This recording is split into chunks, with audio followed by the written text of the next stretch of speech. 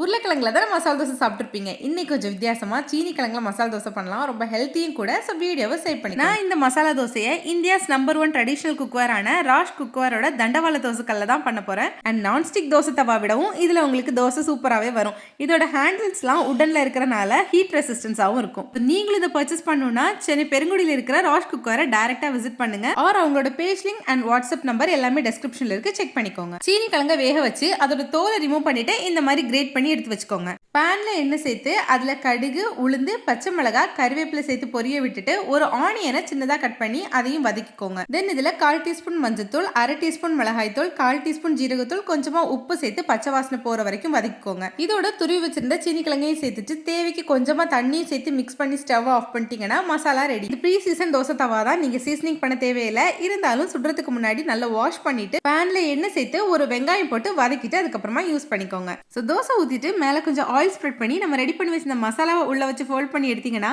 சம்பவம் ரெடி.